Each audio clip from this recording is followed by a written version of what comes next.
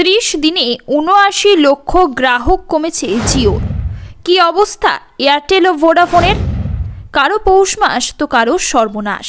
মাত্র 30 দিনে ৭৯ লক্ষ গ্রাহক হারিয়েছে ভারতের বৃহত্তম টেলিকম সংস্থা রিলায়েন্স জিও। ধাক্কা খেলেন ভারতের ধনীতম শিল্পপতি মুকেশ আম্বানি। মোবাইল শুল্ক বৃদ্ধির কারণে এই গ্রাহকরা জিওর পরিষেবা ছেড়ে দিচ্ছেন বলে মনে করা হচ্ছে। জিও যেমন গ্রাহক হারিয়েছে, তেমনই লক্ষ্মী লাভ হয়েছে রাষ্ট্রায়ত্ত সংস্থা বিএসএনএল এর। শেষ 30 দিনে 15 লক্ষ নতুন গ্রাহক পেয়েছে এই সংস্থা।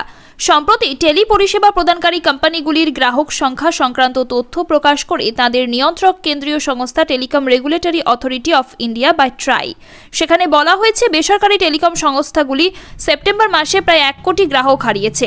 মুকেশের জিও একা হারিয়েছে ৭৯ লক্ষ। সুনীল মিত্তলের ভারতী এয়ারটেলের গ্রাহক কমেছে 14 লক্ষ এবং ভোডাফোন আইডিয়া হারিয়েছে 15 লক্ষ গ্রাহক।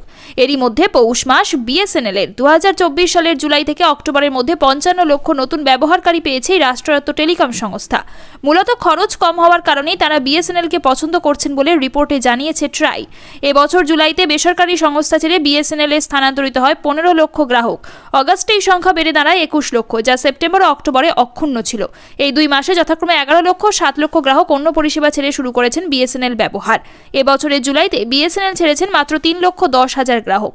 অগস্ট ও সেপ্টেম্বরে সেই সংখ্যা কমে দাঁড়িয়েছে 2 লক্ষ 60 হাজার ও 2 লক্ষ 80 হাজার। বিএসএনএল এর এহেন প্রত্যাবর্তনে কেন্দ্রীয় যোগাযোগ মন্ত্রী জ্যোতিরাদিত্য সিন্ধিয়া বলেন, বিএসএনএল এর জন্য সামনে বিরাট সুযোগ। সংস্থাটির চেয়ারম্যান ও ম্যানেজিং ডিরেক্টর রবার্ট রাভি জানিয়েছেন, এখনও শুল্ক বৃদ্ধি করার কোনো পরিকল্পনা নেই।